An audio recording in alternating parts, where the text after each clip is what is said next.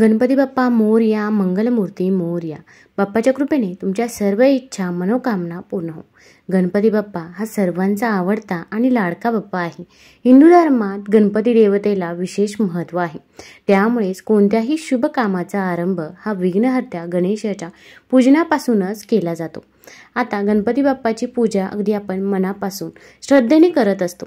अगदी संकष्ट चतुर्थी असेल तेव्हा देखील बाप्पाची पूजा ही करत असतो. तसेच बुधवारी देखील बाप्पाचा वार मानला जातो. त्या दिवशी देखील मनोभावे मनापासून बाप्पाची पूजा ही केली जाते. पण आपण जेव्हा बाप्पाची पूजा करतो तेव्हा आपल्याला काही गोष्टींची काळजी घेणे देखील अत्यंत गरजेचं आहे.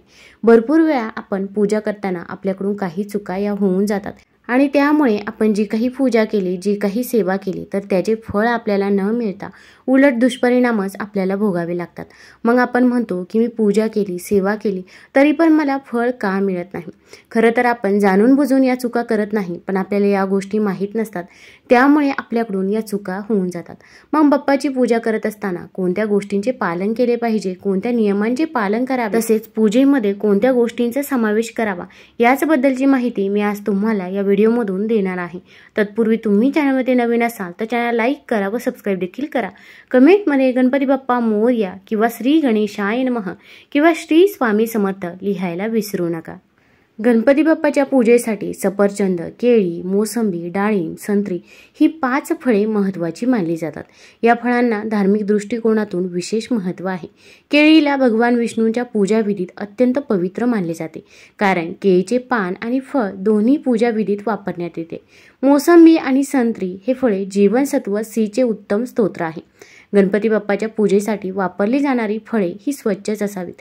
ही फळे आरोग्यासाठी उत्तम असल्याने ती देवाला नैवेद्य म्हणून दाखवली जातात. अनेक धार्मिक ग्रंथांमध्ये आणि पुराण कथांमध्ये या 5 फळांनाच विशेष महत्त्व आहे. हिंदू धर्मात पूजेला विशेष महत्त्व आहे. हिंदू धर्मात देवी लक्ष्मीला संपत्ती आणि वैभवाची देवी मानले जाते, तर भगवान गणेशाला विघ्नहर्ता म्हणतात.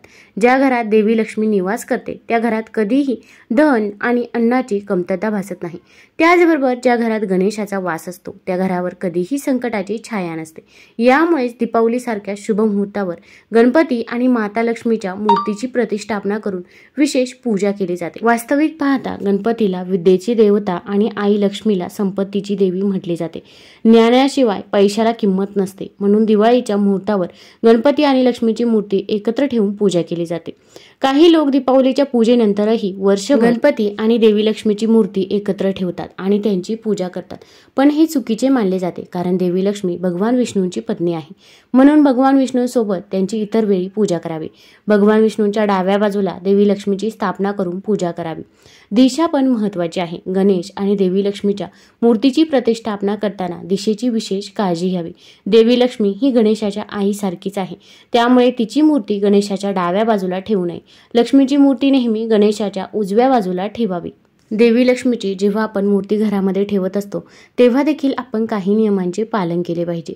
ज्यामध्ये कमळाच्या फुलावर देवी विराजमान आहे अशीच मूर्ती आपण घरामध्ये आणावी. घुबडावर बसलेल्या लक्ष्मीची मूर्ती किंवा फोटो घरामध्ये आणू नये. देवी लक्ष्मीची मूर्ती भिंतीला टांगून ठेवू नका. देवी लक्ष्मीच्या मूर्तीचे तोंड नेहमी उत्तरेकडे असावे. देवी लक्ष्मी उभी असेल अशी मूर्ती देखील आपण आणायची नाही. मूर्ती ही नेहमी बसलेली असावी. तसेच माता लक्ष्मी ही आशीर्वाद देताना असावी. अशी जर मूर्ती आपण घरामध्ये आणली तर आपल्या घरामध्ये कधीही धनधान्याची कमतरता ही भासत नाही. तसेच गणपती बाप्पाला आपण कधीही तुळशीचं पान हे अर्पण करायचे नाही. पौराणिक मान्यतेनुसार तुळशीचा वापर गणपतीच्या पूजेत केला जात नाही. असे करणे अशुभ मानले जाते. गणपतीला नेहमी दुर्वा अर्पण कराव्या. तसेच तांदूळाला अक्षत असेही म्हणतात. गणपती बाप्पाची पूजा करताना अख्खा तांदूळ वापरावा. चुकूनही तुटलेला तांदूळ अर्पण करू नका. यासोबतच गणपतीच्या पूजेमध्ये ओल्या तांदळाचा वापर करणे अधिक शुभ मानले जाते. गणपती बाप्पाच्या पूजेमध्ये केतकीचे फूल चुकूनही वापरायचे नाही, कारण की भगवान शिवाने केतकी फुलाला शाप दिला होता. त्यामुळे गणेशजींनाही ही फुले अर्पण केली जात नाही. गणपती बाप्पाला जास्वंदाचे फूल प्रिय आहे, यामुळे बाप्पाची पूजा करताना लाल जास्वंदाचे फूल अर्पण करायला विसरायचं नाही. जास्वंदीच्या फुलामुळे बाप्पा अत्यंत प्रसन्न होतात. तसेच गणपती बाप्पाची पूजा करताना चुकूनही शिळी किंवा सुकलेली फुले अर्पण करू नका. यामुळे बाप्पा नाराज होऊ शकतात.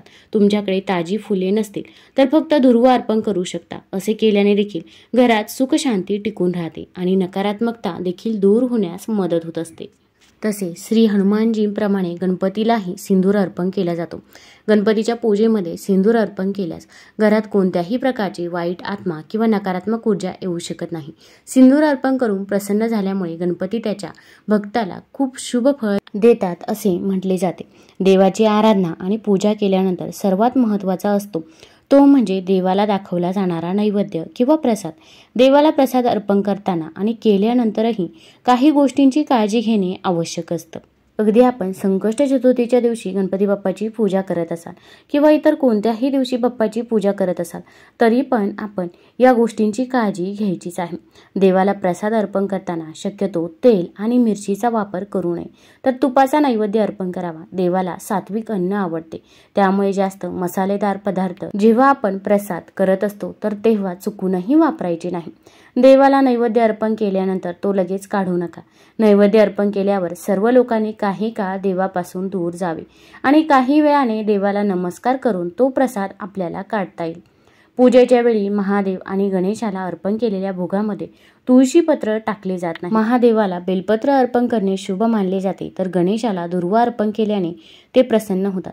देवाला शिजवलेले अन्न अर्पण करावे। पूजेनंतर त्यातील काही भाग काढून गायीला खाऊ घालावा, नंतर तो प्रसाद स्वतः स्वीकारावा आणि इतरांनाही वाटावा। असे केल्याने देव प्रसन्न होतो असे म्हणतात। आता अगदी तुम्ही बुधवारी आरती करत असाल किंवा संकष्ट चतुर्थीच्या दिवशी बाप्पाची आरती करत असाल तर तेव्हा आपण शेजारील लहान मुलांना आरतीसाठी बोलवत असतो, तर अशा वेळेस लहान मुले ही प्रसादासाठी हट्ट करत असतात, तर आपण त्या मुलांना काही कानकूज न करता प्रसाद आवर्जून द्यायचाच आहे, कारण की लहान मुले ही देवाघरची फुले असतात। तुम्ही उलट त्यांना प्रसाद दिला तर तो प्रसाद हा गणपती बाप्पापर्यंत नक्की पोहोचतो अशी मान्यता आहे। उलट जेव्हा पण आपल्याला बाप्पाची आरती करायची असेल तर तेव्हा आपण आवर्जून लहान मुलांना प्रसाद दिलाच पाहिजे, तो प्रसाद बाप्पापर्यंत पोहोचतो। त्यामुळे आपल्या आयुष्यातील अडचणी, अडथळे, संकटे हे दूर होण्यास मदत होत असते। अगदी बाप्पाला मोदक खूप आवडतात, तुम्ही मोदकाचा प्रसाद बनवू शकता किंवा गुळ खोबऱ्याचा नैवेद्य देखील अर्पण करू शकता। पण बाप्पाला जो काही नैवेद्य अर्पण करणार आहात तर तो नैवेद्य हा गोडच असावा। आता कांदा लसूण याचा देखील आपण समावेश करायचा नाही, कारण की कांदा लसूण हा देखील तामसिक आहारामध्ये मोडला जातो। तसेच जेव्हा आपण संकष्ट चतुर्थी असेल किंवा कोणतीही विशिष्ट तिथी असो, आपण बाप्पाची पूजा करणार असो तर त्या दिवसाच्या अगोदरच्या रात्री देखील आपण मांसाहार करायचा नाही। आपण जर असे केले तर आपण जी काही पूजा केली, सेवा केली तर त्या पूजेचे फळ हे आपल्याला मिळत नाही। तसेच जेव्हा आपण बाप्पाची पूजा करत असतो तेव्हा आपण काळ्या रंगाचे वस्त्र परिधान करायचे नाही। मग अगदी काळ्या रंगाच्या बांगड्या असतील किंवा काळ्या रंगाची टिकली असेल तर ती देखील आपण लावायची नाही। आपण अगदी हिरव्या रंगाचे, लाल रंगाचे, गुलाबी रंगाचे, केशरी रंगाचे वस्त्र परिधान करू शकता। पण जेव्हा आपण एखादं शुभ कार्य करत असतो तेव्हा आपण काळा रंग वर्ज्य करतो, त्यामुळे काळ्या रंगाचे वस्त्र परिधान करायचे नाही। अगदी काळ्या रंगाचे आसन घेऊन पूजा देखील आपण करायची नाही। तसेच संकष्ट चतुर्थीचे व्रत आपण जर करत असाल तर आपण चंद्रोदयाची वेळ पाळणे देखील गरजेचे आहे। चंद्रोदय झाल्यानंतरच आपण उपवास सोडायचा आहे, तरच आपल्याला त्या पूजेचे फळ हे मिळत असते। तसेच संकष्ट चतुर्थीच्या दिवशी आपण चंद्राला अर्घ्य देखील आवर्जून दिला पाहिजे, यामुळे देखील आपली इच्छित मनोकामना पूर्ण होत असते व आपण जे काही व्रत केलं, उपवास केलं तर त्याचे फळ देखील आपल्याला संपूर्णपणे मिळत असते। तुम्हाला जर हा व्हिडिओ आवडला असेल तर चॅनल लाईक करा, सबस्क्राईब करा, मित्रमैत्रिणींसोबत जरूर शेअर करा। धन्यवाद।